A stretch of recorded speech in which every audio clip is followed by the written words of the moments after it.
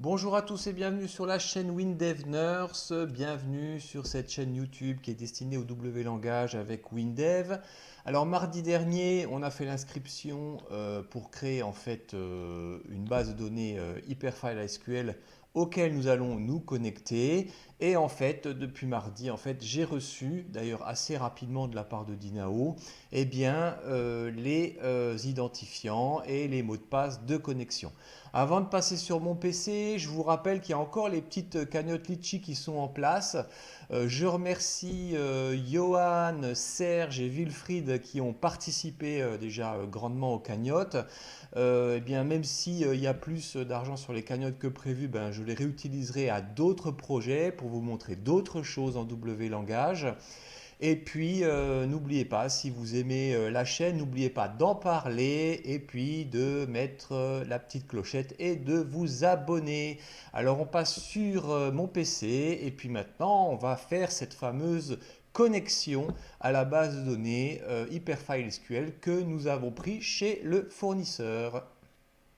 Alors voilà, on est maintenant dans notre projet WinDev Nurse tutoriel. Alors je vais probablement recréer un nouveau projet dans l'avenir pour qu'on ne puisse que parler de cette connexion à la base de données distante.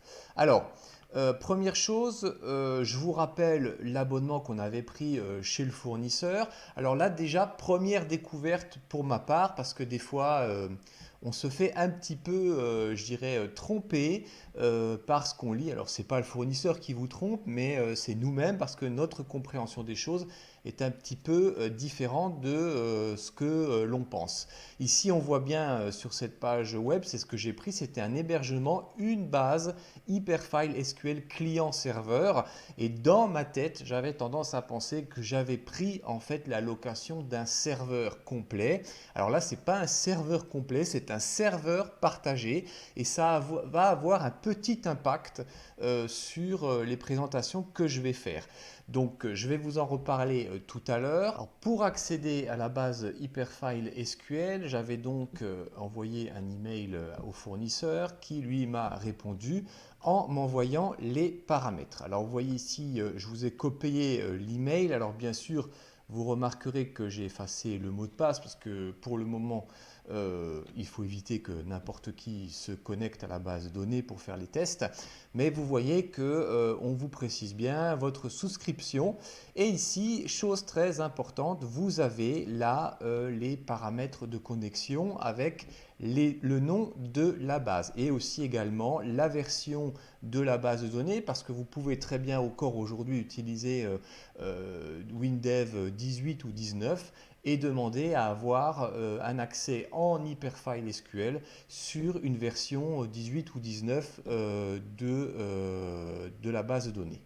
Alors, très bien. Alors, comment est-ce qu'on y accède? Alors, pour y accéder, rappelez-vous, dans la vidéo précédente, je vous avais dit qu'il fallait utiliser le centre de contrôle Hyperfile SQL qui est soit accessible sur votre bureau quand vous installez WinDev, mais vous pouvez aussi aller dans votre panel contrôle, dans Outils, en cliquant sur HFSQL ici et vous avez accès au centre de contrôle. Alors le centre de contrôle, c'est quoi? Je vous le rappelle, c'est en fait pour accéder à votre fichier de données qui sera localisé à distance. Et pour faire ça, il faut aller créer un accès. Alors, pour faire ça, vous allez aller dans la partie se connecter à un serveur Hyperfile SQL. Alors, première chose, le serveur Hyperfile SQL, vous pouvez aussi l'installer sur votre PC ou éventuellement sur un PC distant si par exemple vous êtes dans une entreprise et que vous avez un serveur ou un PC qui tourne en permanence comme un serveur.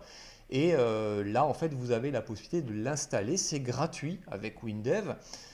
C'est quand même une très grosse force parce que généralement, quand on veut installer d'autres systèmes de gestion de base de données, souvent, on va vous demander de payer.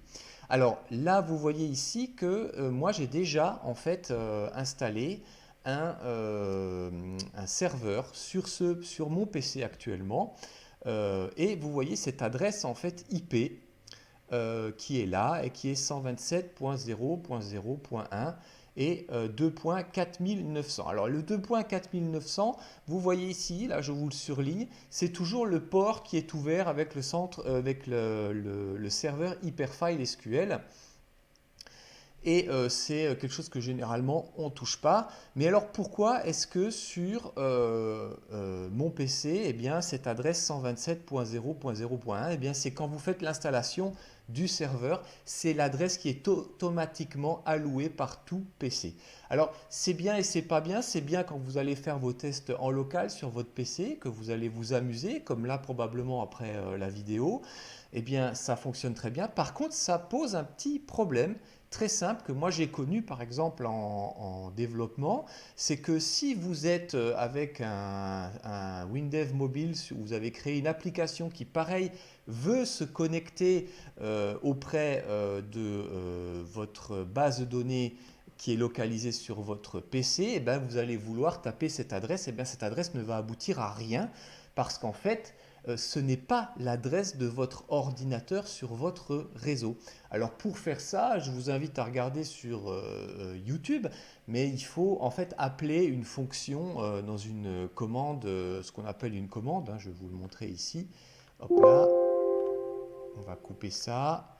Ici, je vais taper, c'est une invite de commande, mais si vous tapez commande, eh bien, il faut aller faire ce qu'on appelle une ipconfig pour aller connaître quelle est l'adresse là de mon ordinateur qui est connecté sur le réseau de ma box. Donc quand vous êtes eh bien, dans un réseau, on va dire local chez vous, et pour vous connecter à cette base de données, ben, il faudra bien sûr aller chercher l'adresse IP de l'ordinateur où se trouve la base de données. Ça paraît tout bête, mais je peux vous garantir que j'ai pas mal galéré avec ça au départ pour essayer de comprendre comment accéder sur mon PC. Alors l'autre problème, bien sûr, je vous en ai déjà parlé, mais c'est le problème des réseaux, c'est que dès que vous allez déconnecter votre ordinateur du réseau et que vous allez le reconnecter, eh bien votre box, par exemple à la maison, elle va réallouer une nouvelle adresse IP en fonction des adresses disponibles. Alors il faudra donner ce qu'on appelle une adresse IP statique à votre ordinateur si vous voulez par exemple faire des tests en local chez vous. Évidemment, autre problème, si vous sortez de chez vous et qu'il faut aller venir se connecter sur votre PC qui se trouve à votre domicile, ben là c'est carrément le fournisseur d'accès Internet qui doit vous donner une adresse IP statique qui ne change jamais pour que vous puissiez y aller. Alors, il y a bien sûr d'autres moyens de contourner ça, c'est un petit peu plus complexe, mais le plus simple c'est d'avoir l'IP statique. Alors, pour les tests que nous allons faire aussi dans le futur avec cette connexion à la base de données, il s'avère que, comme je vous ai dit, j'ai découvert que je n'avais pas loué un serveur, mais j'ai loué une base de données sur un serveur partagé. Alors concrètement, ça veut dire quoi? Ça veut dire que le fournisseur ne m'a pas donné les accès administrateurs sur le serveur. J'aurai toujours un accès utilisateur quoi qu'il arrive et ça provoque quelques petites limitations. Quand nous aurons affaire à ces limitations pendant les prochains cours, et bien, ce que je vais faire, je vais switcher entre ma base de données qui est actuellement sur mon PC et puis celle que l'on utilise avec le fournisseur quand ça sera possible. Alors, l'adresse du serveur, bon, ben, ils nous l'ont donné. Je vais tout de suite copier ici le mot de passe que j'avais mis dans mon presse-papier. Et là, je vais retourner très simplement dans le petit mail que j'ai reçu. Je vais coller ici ben, l'adresse du serveur. C'est parfait. Je retourne là. Et puis l'utilisateur, c'est WinDevNurse. Alors, le port restera le 4900. La base de données, c'est pas besoin de la spécifier parce que finalement, il n'y en a qu'une. On a loué qu'une base de données. Et puis là, vous pouvez préciser ben, ma première connexion à distance. C'est juste pour faire ça. Alors, on va lancer ça.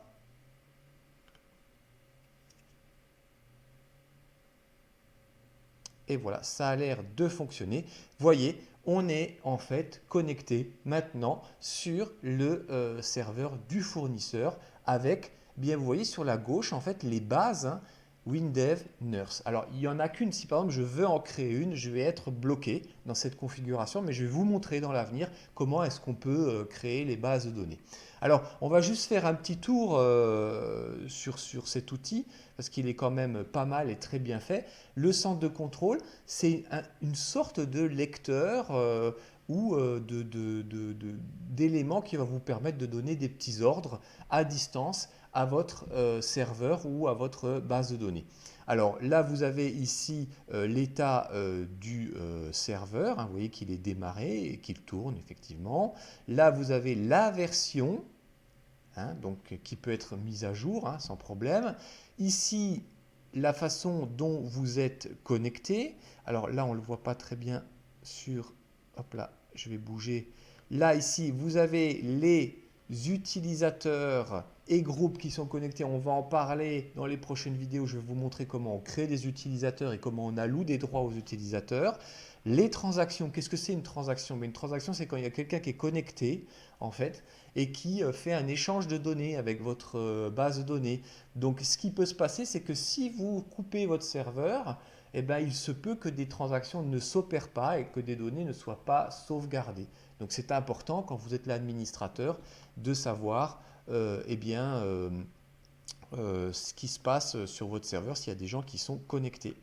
Ensuite, vous avez bon, les statistiques, etc., les tâches qui sont en cours, parce que bon, on peut en fait faire réaliser des tâches à distance par le serveur au lieu de les faire réaliser par votre PC. Alors quel est l'intérêt? L'intérêt, c'est simplement soulager le travail du processeur de votre PC pour le faire par un serveur qui a peut-être plus de ressources pour le faire. Voilà. Vous avez ensuite, donc là, un petit peu des notions de connexion, de sauvegarde. Voilà, vous voyez que la base, il n'y en a qu'une, elle est disponible à 100%, il n'y a pas de données. Donc ici, sur la partie haute, vous voyez que vous pouvez faire effectuer des requêtes. Alors vous voyez, ce n'est pas le WinDev qui va effectuer la requête, mais c'est la base de données qui va l'effectuer. Vous pouvez ouvrir des requêtes existantes. Vous pouvez arrêter le serveur. Alors attention, quand on arrête le serveur, qu'est-ce qui se passe? Vous coupez toutes les connexions, vous ne sauvegardez pas les transactions qui sont en cours. Donc c'est un petit peu une procédure si vous devez faire une grosse mise à jour. Vous pouvez bien sûr créer une nouvelle base de données. On le verra dans d'autres vidéos. On peut importer des fichiers Hyperfile SQL directement dans la base de données. Bon, il y a d'autres moyens qu'on verra aussi. On peut récupérer des fichiers depuis le serveur. On peut gérer les droits des utilisateurs ou des groupes d'utilisateurs. Là, il y a la configuration du serveur. Personnellement, je ne l'ai pas encore trop utilisé. L'actualisation, c'est quand vous avez fait des changements. Ça vous permet de remettre à jour un peu ce que vous voyez à votre écran. Et puis, vous avez les stats, etc.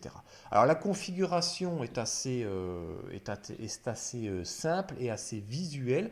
Je crois que depuis la version 22 de WinDev, il y a un très gros travail qui avait été fait par PCSoft là-dessus. Et franchement, c'est assez simple et assez intuitif à utiliser. On verra toutes ces fonctions au coup par coup.